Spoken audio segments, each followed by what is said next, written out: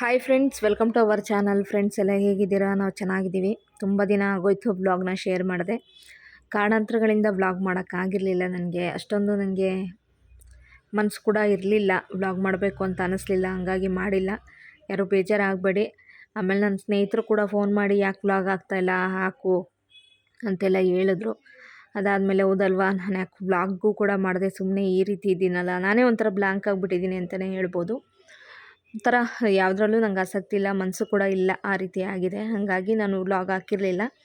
Situation ಅರ್ಥ ಮಾಡ್ಕೋತೀರಾ ಅಂತಲೇ ಅಂದ್ಕೋತೀನಿ. So ಇತ್ತೀಚೆಗೆಲ್ಲ ಸ್ವಲ್ಪ ನನಗೆ ಆರೋಗ್ಯ ಸಮಸ್ಯೆ ಆಗಿದ್ದು, ಒಂಥರ ನನಗೆ ಎನರ್ಜಿನೇ ಇಲ್ಲ, ಮನಸ್ಸೇ ಇಲ್ಲ ಅನ್ನೋ ಥರ ಆಯಿತು.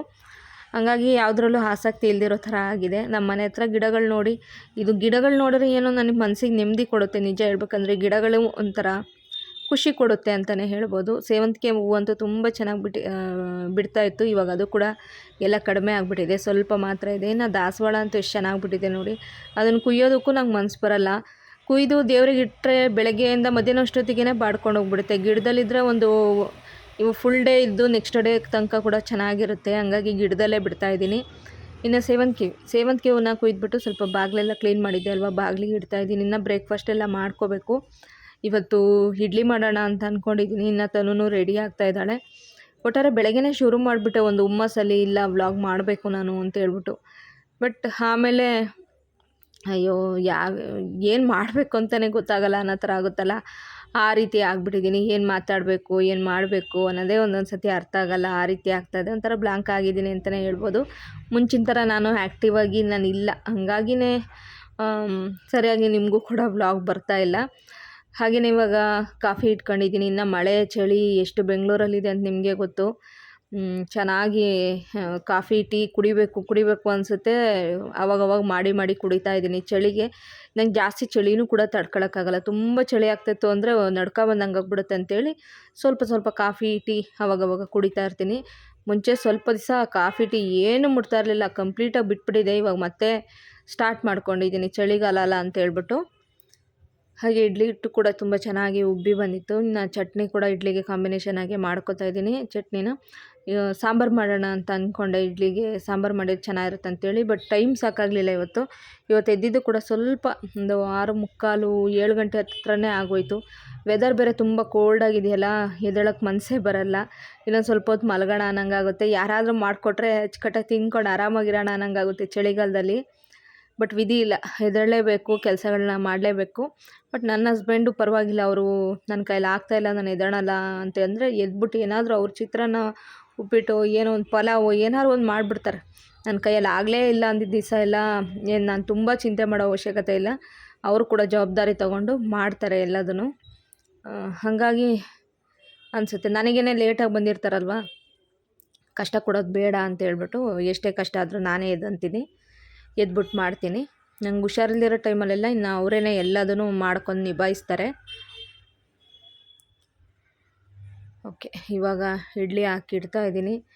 ಆಮೇಲೆ ಮತ್ತೆ ನಾನು ಸಾಂಬಾರು ಏನಾದರೂ ಮಾಡಬೇಕಿತ್ತು. ಬಟ್ ನಾನು ವ್ಲಾಗ್ನೇ ಮಾಡ್ಕೊಳ್ಳಿಲ್ಲ, ಸುಮ್ಮನಾಗ್ಬಿಟ್ಟೆ. ವ್ಲಾಗ್ ಮಾಡೋಣ ಅಂದ್ಕೊಂಡೊಳ್ಳೆ ಸುಮ್ಮನಾಗ್ಬಿಟ್ಟೆ. ಇವಾಗ ಕಾಫಿ ಕೂಡ ರೆಡಿ ಆಯಿತು. ಇದು ಊರಿಂದ ತೊಗೊಂಬಂದಿದ್ದು ಕಾಫಿ ಪೌಡ್ರು. ನಮ್ಮ ಅಕ್ಕ ಅವರೊಂದು ತೊಗೊಂಡಿದ್ರು, ನನಗೂ ಕೂಡ ಒಂದು ಕೊಟ್ಟರು. ಪರಿಮಳ ಕಾಫಿ ಅಂತ ಚೆನ್ನಾಗಿದೆ. ಊರಿನ ಕಾಫಿ ಪುಡಿ ಎಲ್ಲ ಚೆನ್ನಾಗೇ ಇರುತ್ತೆ. ಇನ್ನು ಬೆಂಗಳೂರು ಕಡೆ ಕಾಫಿ ಪುಡಿನೇ ಸ್ವಲ್ಪ ಅಷ್ಟೊಂದು ಟೇಸ್ಟ್ ಅನಿಸಲ್ಲ, ಊರಿನ ಕಾಫಿ ಅಷ್ಟು ಅನಿಸಲ್ಲ. ನಾನು ಊರಲ್ಲಿ ಪಾಂಡುರಂಗ ಕಾಫಿ ಪೌಡ್ರು ಅಂತ ಇದೆ, ಅದನ್ನೇ ತರ್ತಾಯಿದ್ದೆ ಜಾಸ್ತಿ. ಅದು ಕೂಡ ಚೆನ್ನಾಗಿರುತ್ತೆ. ಇದು ಪರಿಮಳ ಕಾಫಿ ಅಂತೇಳಿ ಚೆನ್ನಾಗಿದೆ.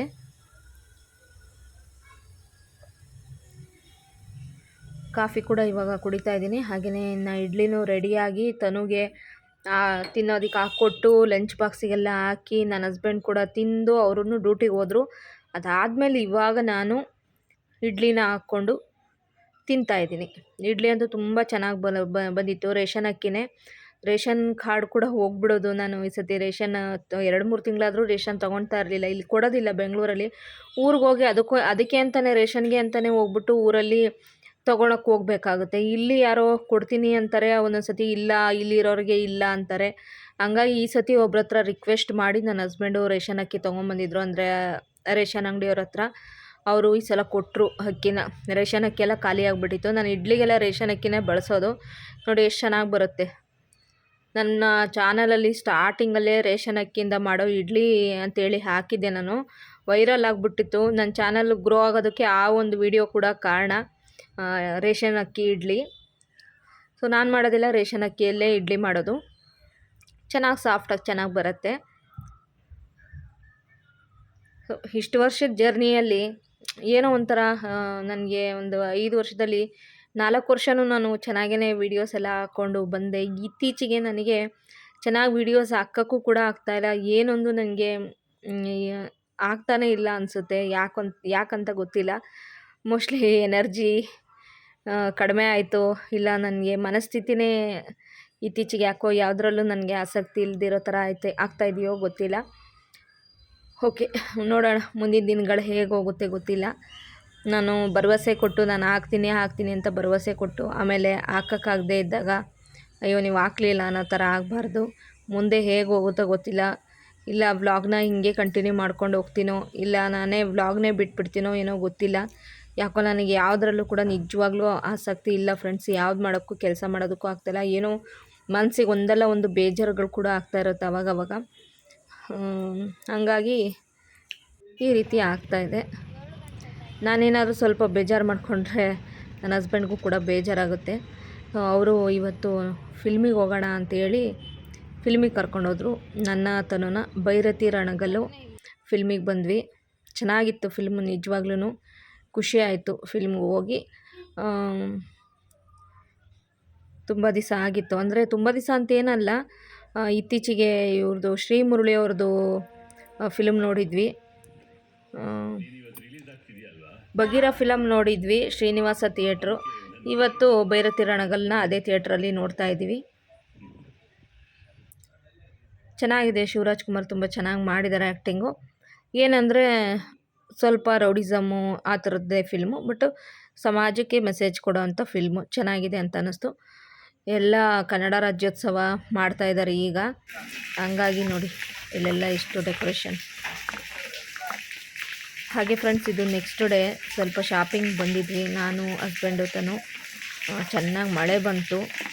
ನೆಕ್ಸ್ಟ್ ಡೇ ಅನ್ನೋಕ್ಕಿಂತ ಇದು ಸಂಡೇ ಅಂದ್ಕೋತೀನಿ, ಸಂಡೇ ವ್ಲಾಗ್ ಇದು. ಮಳೆ ಬರ್ತಾಯಿತ್ತು. ಎಷ್ಟು ಮಳೆ ಇದೆ ನೋಡಿ ಬೆಂಗಳೂರಲ್ಲಿ. ಹಾಗೆಯೇ ತನು ಒಂದೊಂದು ಕ್ಲಿಪ್ಸ್ನ ತೊಗೊಂಡಿದ್ಲು. ಅದನ್ನು ಈ ವಿಡಿಯೋ ಜೊತೆ ಹಾಗೆಯೇ ಸಿಂಪಲಾಗಿ ಇನ್ಕ್ಲೂಡ್ ಕೂಡ ಮಾಡ್ಕೊಂಡಿದ್ದೀನಿ. ಎಲ್ಲ ತರಕಾರಿ ವ್ಯಾಪಾರ ಮಾಡೋರಿಂದ ಎಲ್ಲರಿಗೂ ಕೂಡ ಪ್ರಾಬ್ಲಮ್ಮು. ಬೇಗನೆ ಒಂದು 7 ಗಂಟೆ 6:30 7 ಗಂಟೆ ಅಷ್ಟೊತ್ತಿಗೆ ಎಳ್ಚೇನಹಳ್ಳಿ ಕಡೆ ಬಂದ್ವಿ ತರಕಾರಿ ಎಲ್ಲ ತಗೊಂಡೋಗೋಣ ಅಂತ. ಮಳೆಗೆ ಯಾವ ತರಕಾರಿಗಳನ್ನ ಕೂಡ ಜಾಸ್ತಿ ಅಲ್ಲಿ ಹಾಕೇ ಇರಲಿಲ್ಲ. 1-2 ಕಡೆ ಹಾಕಿದ್ರು ಅಷ್ಟೇ. ಅಲ್ಲೇ ಹೋಗಿ ಛತ್ರಿ ಹಿಡ್ಕೊಂಡು ಹೋಗಿ ನಾನಿವಾಗ ತರಕಾರಿ ಎಲ್ಲ ತೊಗೊತಾ ಇದ್ದೀನಿ. ನನ್ನ ಹಸ್ಬೆಂಡು ಕೂಡ ತೊಗೊತಾ ಇದ್ದಾರೆ, ನಾನು ಕೂಡ ತೊಗೋತಾ ಇದ್ದೀನಿ ಮಳೆಯಲ್ಲಿ. ನಂಗೆ ಮಳೆಯಲ್ಲಿ ಹೊರಗಡೆ ಬರೋದು ತುಂಬಾ ಇಷ್ಟ ಆಗುತ್ತೆ. ಆದರೆ ಇಷ್ಟೊಂದು ಮಳೆ, ಇಷ್ಟೊಂದು ಚಳಿ ಇರಬಾರ್ದು ಅಷ್ಟೇ. ಎಲ್ಲ ಇವಾಗ ತೊಗೊಂಡು ಮನೆ ಕಡೆ ಹೋಗ್ತಾ ಇದ್ದೀವಿ. ಸೊ ಇಷ್ಟೇ ಫ್ರೆಂಡ್ಸ್, ನಾನು ಸಿಂಪಲಾಗಿ ವ್ಲಾಗ್ನ ಶೇರ್ ಮಾಡ್ತಾಯಿದ್ದೀನಿ. ಮತ್ತು ನೆಕ್ಸ್ಟ್ ವ್ಲಾಗು ನನ್ನ ಕೈಯಲ್ಲಿ ಎಷ್ಟಾಗುತ್ತೋ ಅಷ್ಟನ್ನಂತೂ ಖಂಡಿತ ಶೇರ್ ಮಾಡ್ತೀನಿ. ದಯವಿಟ್ಟು ಯಾರು ಬೇಜಾರು ಆಗಬೇಡಿ. ಮುಂದಿನ ದಿನಗಳಲ್ಲಿ ವ್ಲಾಗ್ನ ಚೆನ್ನಾಗಿ ಮಾಡೋದಕ್ಕೆ ಟ್ರೈ ಮಾಡ್ತೀನಿ. Thank you for watching. Bye, take care.